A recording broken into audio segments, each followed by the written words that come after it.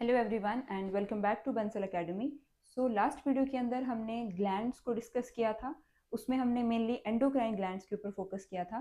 अब जो ग्लैंड्स हम करने वाले हैं अपनी इस वाली वीडियो में वो रहेंगी आपकी हेट्रोक्राइन ग्लैंड्स। तो हेट्रोक्राइन ग्लैंड्स में सबसे पहले आ जाती हैं आपकी पैनक्रियाज। तो मैंने आपको लास्ट वीडियो में भी यही चीज़ बताई थी कि हेट्रोक्राइन ग्लैंड्स का मीनिंग क्या होता है। तो ऐसी ग्लैंड्स जो एक्सोक्राइन की तरह भी फंक्शन करती हैं और एज एंडोक्राइन की तरह भी वो फंक्शन करती हैं, तो उस तरीके की ग्लैंड्स को बोला जाता है हेट्रोक्राइन ग्लैंड्स। अब जैसे यहाँ भी लिखा भी है कि ड्यूअल ग्लैंड्स मतलब दो टाइप्स के फंक्शंस को परफॉर्म करने वाली ग्लैंड्स, मिक्स्ड ग्लैंड्स या फिर हेट्रोक्राइन ग्लैंड्स। तो they function as exocrine glands and they function as endocrine glands as well. तो जो एक्सोक्राइन ग्लैंड्स हैं जब वो एज अ एक्सोक्राइन की तरह फंक्शन कर रही होती हैं तो उस टाइम पे सिक्रीशन होती है पैनक्रियाटिक जूस की। और जब वो एंडोक्राइन ग्लैंड्स की तरह काम कर रही होती है तो उस टाइम पे वो जो है वो हार्मोन्स को रिलीज करती हैं। देखो पैनक्रियाज कैसी दिखाई देती हैं, आपने जब डाइजेशन चैप्टर अपना कवर किया होगा तो उसमें आपको पता होगा कि पैनक्रियाज जो है वो लीफ के जैसे दिखाई देती हैं। जैसे देखिए ये है आपका लिवर, ठीक है, ये होती है स्टमक और ये रहता है आपका ड्यूडेनम वाला पोर्शन। ठीक है, ये जो ट्यूब है दिस इज द ड्यूडेनम। तो जो पैनक्रियाज है वो स्टमक के ठीक नीचे जो है आपको लीफ की तरह दिखाई देने वाली एक स्ट्रक्चर सी मिल जाएगी। तो ये होती हैं आपकी पैनक्रियाज। ठीक है, उसके बाद फिर हम देखेंगे कि देखिए ये लिखा भी हुआ है कि just below stomach in the body, ये स्टमक है तो उसके ठीक नीचे जो है ये प्रेजेंट रहती हैं। सभी की सभी डायग्राम्स में आपको देखने को मिल जाएंगी। जैसे अगर ये ऑरेंज कलर से इन्होंने स्टमक दिखाई है तो फिर उसके हल्का सा नीचे जो है ये पैनक्रियाज शो करी हैं। अब बोला है कि सिक्रीट करते हैं ये दो टाइप्स के हार्मोन्स। एक हार्मोन होता है आपका इंसुलिन और दूसरा रहता है ग्लूकेगॉन। अब इंसुलिन का फंक्शन क्या होता है कि ये ब्लड के शुगर लेवल को लोअर करता है और जो ग्लूकेगॉन होता है वो ब्लड के शुगर लेवल को इंक्रीज करता है। तो मतलब ये दोनों जो हार्मोन्स हैं ये एक दूसरे के ऑपोजिट काम करते हैं। यानी कि या हम ये चीज बोल सकते हैं कि एंटागोनिस्टिक एक टर्म होती है, एंटागोनिस्टिक। ठीक है, कि insulin and glucagon are the hormones of pancreas and they function antagonistic to each other, right. उसके बाद फिर आ जाता है कि देखिए अब पेनक्रियाज है तो एक्सोक्राइन पार्ट होगा, एक एंडोक्राइन पार्ट होगा। तो एक्सोक्राइन पार्ट जो है वो उसमें आ जाते हैं आपके एकिनर सेल्स, या फिर इनको आप एकिनार सेल्स बोल सकते हैं, एसिनार सेल्स बोल सकते हैं, या फिर कुछ बुक्स के अंदर एकिनल सेल्स भी लिखा होता है। तो आपने कंफ्यूज नहीं होना, एकिनार लिखा हो चाहे एकिनल लिखा हो सेम ही मतलब है। ठीक है, एक्सोक्राइन पार्ट होता है उसका पेनक्रियाज का, एकिनर सेल्स आते हैं उसमें। और एकिनर सेल्स जो हैं वो पेनक्रियाटिक जूस को सिक्रीट करते हैं। ठीक है, पेनक्रियाटिक जूस जो है वो सिक्रीट होगा और पेनक्रियाटिक जूस का फंक्शन क्या होता है कि वो डाइजेशन में हेल्प करता है। जैसे यहाँ पे अगर आप देखोगे कि देखो स्टमक है, स्टमक के बाद यहाँ पे ये ऑरेंज कलर से ये वाली चीज जो है ये ड्यूडेनम है। तो पैनक्रियाज से जो है वो पैनक्रियाटिक डक्ट के थ्रू इसकी जो सिक्रीशन है वो ड्यूडेनम में जा रही है और फिर फाइनली आगे जा करके जो है ये इसी तरीके से लार्ज इंटेस्टाइन में फिर स्मॉल इंटेस्टाइन में जो है वो डाइजेशन में हेल्प करेगी। तो यही चीज देखिए कि एक्सोक्राइन पार्ट है पैनक्रियाज का एकिनल सेल्स, एकिनल सेल्स से पैनक्रियाटिक जूस जो है वो रिलीज होता है और वही पैनक्रियाटिक जूस जो है वो डाइजेशन के अंदर हेल्पफुल रहता है। देन अगर हम बात करें एंडोक्राइन पार्ट की तो एंडोक्राइन पार्ट में आ जाते हैं आइलेट ऑफ लैंगरहैंस। ठीक है, आइलेट ऑफ लैंगरहैंस में 4 टाइप्स के सेल होते हैं मेनली। ठीक है, फर्स्ट टाइप के सेल्स को बोला जाता है अल्फा सेल्स। ठीक है, अल्फा सेल्स। देन होते हैं beta cells, gamma cells and delta cells. हमारा काम सिर्फ इन्हीं दो सेल्स से है क्योंकि अल्फा सेल्स जो होते हैं आइलेट ऑफ लैंगरहैंस के वो सिक्रीट करते हैं ग्लूकेगॉन और बीटा सेल्स जो हैं वो सिक्रीट करते हैं इंसुलिन। तो ये वाली जो स्लाइड है ना आपकी, इससे बहुत बार आपको बहुत सारे क्वेश्चंस देखने को मिल जाएंगे।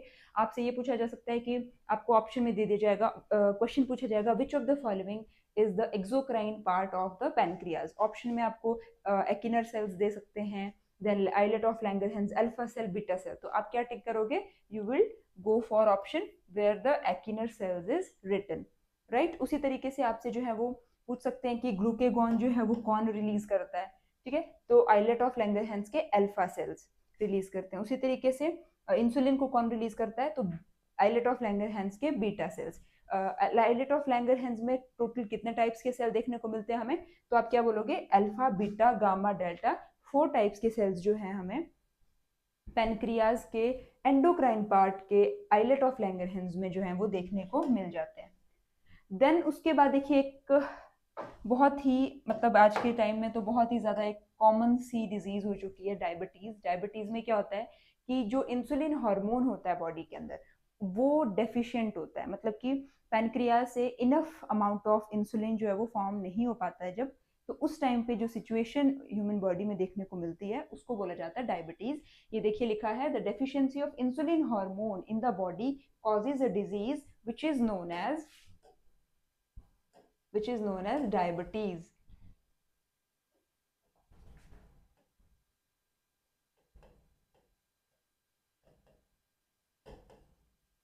ठीक है, उसके बाद डायबिटीज जो है it is characterised by large quantities of sugar in the blood और इवन इन द यूरिन। तो मतलब डायबिटीज जब हो जाती है इंसान को तो उसके जो ब्लड है उसके अंदर शुगर की जो अमाउंट है वो इंक्रीज हो जाती है। कई बार उसका जो यूरिन है उसके अंदर भी शुगर के जो पार्टिकल्स हैं वो हमें देखने को मिल जाते हैं। इसलिए जब भी डायबिटीज़ का टेस्ट भी होता है तो डॉक्टर जो है वो यूरिन टेस्ट करने के लिए बोलता है, क्योंकि यूरिन से जो है वो पता चल जाता है, यूरिन सैंपल से, कि डायबिटीज़ है किसी पर्टिकुलर इंसान को या नहीं। उसके बाद जो इंसुलिन हार्मोन होता है वो कंट्रोल करता है द मेटाबॉलिज्म ऑफ शुगर, है ना। Insulin hormone metabolism of sugar कैसे कंट्रोल करता है, क्योंकि देखो जब भी हमारी बॉडी के अंदर कार्बोहाइड्रेट या आप बोल सकते हो कि शुगर का अमाउंट इंक्रीज हो जाता है तो हमारी बॉडी में जो है वो सिग्नलिंग का प्रोसेस चलता है। हमारी बॉडी में क्या होता है, सिग्नल जाता है टू द पैनक्रियाज और उसको बोला जाता है कि भाई देख बॉडी के अंदर शुगर का अमाउंट जो है वो बहुत ज़्यादा हो गया है तो प्लीज़ इसको रेगुलेट करो। तो पैनक्रियाज क्या करती है, अपने अपने में से इंसुलिन जो हार्मोन है उसको रिलीज कर देती है ब्लड के अंदर और फिर उससे क्या होता है जो शुगर का लेवल है वो मेंटेन हो जाता है। ठीक है, अब डेफिशिएंसी कब हो रही है इसकी, सॉरी डायबिटीज कब हो रही है, जब इंसुलिन की डेफिशिएंसी हो रही है, क्योंकि उसके पास मतलब जो बॉडी है उसमें तो ब्लड का शुगर इंक्रीज हो गया है ना, बट इंसुलिन ही नहीं है तो फिर उसको मेंटेन कौन करेगा, है ना। तो इसलिए बोला गया है कि कंट्रोल इंसुलिन हार्मोन जो है वो कंट्रोल करता है मेटाबॉलिज्म ऑफ शुगर। उसके बाद फिर नेक्स्ट ग्लैंड्स आ जाती हैं, हेट्रोक्राइन ग्लैंड्स आ जाती हैं हमारे पास, टेस्टीज, है ना। टेस्टीज हेट्रोक्राइन ग्लैंड्स क्यों है ये मैंने आपको लास्ट लेक्चर के अंदर भी बताया था, क्योंकि टेस्टीज में भी दो पार्ट होते हैं, एक होता है उसका एंडोक्राइन पार्ट, एक होता है उसका एक्सोक्राइन पार्ट। तो एंडोक्राइन पार्ट में आते हैं लेडिंग सेल्स, एक्सोक्राइन में आते हैं सेमिनिफेरस ट्यूब्यूल्स। लेडिंग सेल्स से सिक्रीशन होती है आपकी टेस्टोस्टेरोन नाम के हार्मोन की, और सेमिनिफेरस ट्यूब्यूल्स से जो है वो स्पर्म्स की प्रोडक्शन होती है। तो इसीलिए टेस्टिस जो है वो भी एक हेट्रोक्राइन ग्लैंड है। अब हेट्रोक्राइन ग्लैंड है तो gland which are present only in the males. ठीक है, ये जो ग्लैंड्स हैं टेस्टिस ये सिर्फ और सिर्फ मेल्स में प्रेजेंट होती हैं, या फिर आप यहाँ पे लिख सकते हो मेल्स या मेन, राइट। जो पैनक्रियाज थी वो मेल और फीमेल दोनों में। उसके बाद testis make the male sex hormone that is the testosterone. ठीक है, तो टेस्टिस से ही जो है वो मेल का सेक्स हार्मोन बनता है जिसका नाम है टेस्टोस्टेरोन। और testis also make the male gametes called sperms, है ना। ये चीज हमने देख ली कि टेस्टोस्टेरोन जो है और स्पर्म्स जो है, टेस्टोस्टेरोन बनता है इसके एंडोक्राइन पार्ट से और जो स्पर्म्स होते हैं वो बनते हैं इसके एक्सोक्राइन पार्ट से। एक्सोक्राइन पार्ट कौन सा है, सेमिनिफेरस ट्यूब्यूल्स, राइट। उसके बाद फिर अगर हम आगे चलते हैं तो आगे आ जाता है हमारे पास कि फंक्शंस क्या हैं अब टेस्टोस्टेरोन के। तो देखिए it control the development of male sex organs, ठीक है, एंड मेल फीचर्स, जैसे जो भी मेल चाइल्ड की जैसे जैसे वो बड़ा होता है, ठीक है, जब उसकी प्यूबर्टी की एज आ जाती है तो टेस्टोस्टेरोन का जो अमाउंट है वो थोड़ा सा इंक्रीज हो जाता है comparative as compare to the his childhood. तो उस टाइम क्या होता है कि मेल जो सेक्स ऑर्गन्स होते हैं उसके डेवलपमेंट में हेल्प करता है, ठीक है, टेस्टोस्टेरोन। और जो मेल फीचर्स होते हैं जैसे कि लड़के लोगों की आपने देखी होगी भारी आवाज होती है ना, moustache, beard and more body hair than female, तो ये सभी को कंट्रोल करता है एक single hormone that is the testosterone which is secreted by the testes, leading cells of the testes. Then comes the ovaries, है ना। ओवरीज जो है ये भी ग्लैंड्स होती हैं जो कि प्रेजेंट होती हैं सिर्फ और सिर्फ फीमेल्स में, या आप यहाँ लिख सकते हो इन द वुमेन, ठीक है, जो ओवरीज होती हैं। और make to female sex hormones, ये जो है दो फीमेल सेक्स हार्मोन्स बनाती हैं, एक एस्ट्रोजन और प्रोजेस्टेरॉन। अब देखो एस्ट्रोजन प्रोजेस्टेरॉन का तो काम जो है वो प्रेगनेंसी के टाइम पे आ जाता है, ठीक है। एस्ट्रोजन का क्या काम रहता है, it control the development of female sex organ. जैसे जो टेस्टोस्टेरॉन था वो मेल सेक्स ऑर्गन को कंप्लीट डेवलपमेंट में हेल्प कर रहा था, और उसी तरीके से सिमिलरली जो एस्ट्रोजन है वो कंट्रोल कर रहा है फीमेल सेक्स ऑर्गन्स की डेवलपमेंट को। और जैसे कि फेमिनाइन फीचर्स, जैसे कि लड़कियों की आवाज़ कैसी होती है, थिन पतली होती है as compare to male, then they have soft skin and the mammary gland, that is the development of breast. So all of these features are controlled by the oestrogen hormone of the ovaries. उसके बाद देखिए एक feedback mechanism होता है आपका, ठीक है। This is the last topic of this endocrinology portion. तो फीडबैक मैकेनिज्म क्या होता है ना, कि हमारी बॉडी को पता कैसे चलेगा कि कोई हार्मोन की जो है वो इतनी ही सिक्रेशन करनी है, मतलब कि एक लिमिट कैसे पता चलेगी बॉडी को, तो कि हार्मोन की सिक्रेशन कम हो रही है या ज़्यादा हो रही है ना, वो पता चलती है through a process which is known as feedback mechanism, ठीक है। जैसे कि अगर एक्सेस या फिर deficiency of hormone has a harmful effect on the body, है ना। तो यही देखो, अगर कोई हार्मोन एक्सेस में हो जाए तब भी कोई डिजीज हो जाती है, अगर कोई हार्मोन कम की कमी हो जाए तब भी कोई ना कोई डिजीज हो जाती है। तो अब ये एक्सेस और डेफिशिएंसी, तो एक लाइन कैसे ड्रॉ होती है, कब कैसे पता चलता है कि कोई हार्मोन एक्सेस हो गया है, बॉडी को पता चलता है तो वो क्या एक्शन लेती है, या कोई हार्मोन कम है तो उसके लिए बॉडी क्या एक्शन लेती है। जैसे फॉर एग्जाम्पल के लिए उन्होंने बताया हुआ है कि अगर डेफिशिएंसी हो जाती है इंसुलिन की तो उसकी वजह से डायबिटीज हो जाती है, ठीक है। और अगर इंसुलिन एक्सेस हो जाए बॉडी में तो फिर the person can go into the coma as well. तो देखिए फीडबैक मैकेनिज्म कुछ ऐसे चलता है, देखो अगर शुगर का लेवल राइज होगा ब्लड में, ठीक है, ब्लड फ्लो कर रहा है, उसके अंदर शुगर का लेवल इंक्रीज हो गया, तो it will be detected by the cells in the pancreas, which cells, actinal cells, ठीक है। एक्टिनल सेल्स जो हैं वो डिटेक्ट कर लेंगे। एक्टिनल सेल्स देखो यहाँ बताया ना मैंने आपको, यहाँ पे जहाँ पे आपको मैंने पैनक्रियाज के बारे में बताया कि जो एक्टिनल सेल्स होते हैं, ये देखिए यहाँ पे वो क्या सिक्रीट करते हैं, sorry sorry sorry not actinal cells, जो बीटा सेल्स हैं, ठीक है, एंडोक्राइन पार्ट के, क्योंकि हम एंडोक्राइन पार्ट से हार्मोन रिलीज होते हैं ना, तो जो बीटा सेल्स होते हैं उनको पता चल जाएगा कि ब्लड के अंदर जो है वो शुगर का लेवल इंक्रीज हो गया है, राइट।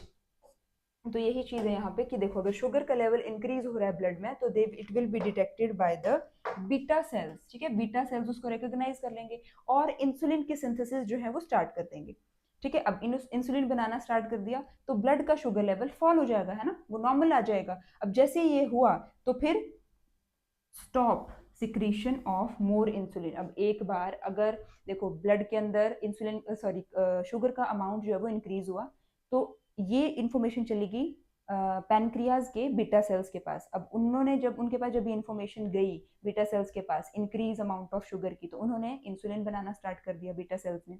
अब जब उन्होंने इंसुलिन बनाना स्टार्ट कर दिया तो फिर उस इंसुलिन ने उस शुगर के अमाउंट को लोअर कर दिया, ठीक है। अब जब शुगर का अमाउंट लोअर हो गया तो फिर ऑब्वियस सी बात है कि इंसुलिन की फिर रिक्वायरमेंट नहीं है, तो फिर क्या होगा, पैनक्रियाज के बीटा सेल्स इंसुलिन बनाना जो है वो बंद कर देंगे। बट ये सेल्स बीटा सेल्स इंसुलिन को बनाना बंद कर दें, ये इंफॉर्मेशन कैसे जाती है उन सेल्स के पास, जब ब्लड का शुगर लेवल फॉल हो जाएगा ना तो उनके पास जो है एक फीडबैक चला जाएगा, ठीक है, और वो फीडबैक डिटेक्ट कर लिया जाएगा बाय द बीटा सेल्स, और फिर वो बीटा सेल्स जो हैं वो इंसुलिन को बनाना बंद कर देंगे। एक बार शॉर्ट में फिर से देख लो, ब्लड है, ब्लड के अंदर शुगर का लेवल इंक्रीज हुआ, इंफॉर्मेशन जो है वो पैनक्रियाज के बीटा सेल्स के पास पहुंच गई, और जैसे ही इंफॉर्मेशन पैनक्रियाज के बीटा सेल्स के पास पहुंचती है तो वैसे ही वो इंसुलिन बनाना स्टार्ट कर देता है। अब इंसुलिन जो है वो ब्लड के अंदर रिलीज हो गया। अब जब इंसुलिन ब्लड के अंदर रिलीज हो गया है तो अब वो ब्लड के अंदर इंक्रीज शुगर को लोअर करने लगेगा, और जैसे ही ब्लड के अंदर जो शुगर का अमाउंट है वो लोअर हो गया तो फीडबैक चली जाती है to the beta cells of pancreas कि अब जो है तुम इंसुलिन बनाना बंद कर दो, क्योंकि बॉडी के ब्लड के अंदर ऑलरेडी शुगर का जो अमाउंट है वो कम हो गया। तो इस तरीके से फिर वो स्टॉप कर देता है secreting more insulin. So this is how the feedback mechanism of our body works, right. तो आई होप हमने आज जो कंप्लीट किया है पैनक्रियाज से लेकर के अप टू योर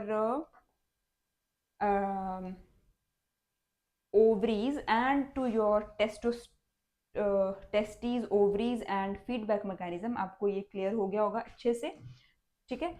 ये तो इसके साथ ही जो है वो आपका एंडोक्राइनोलॉजी का जो पूरा का पूरा पोर्शन है वो कंप्लीट हो जाता है। अब आप लोग क्वेश्चंस वगैरह सॉल्व करिए, और इसके बाहर आपको पेपर में नहीं पूछा जाएगा, this I can guarantee you, right. So all the best and thank you so much.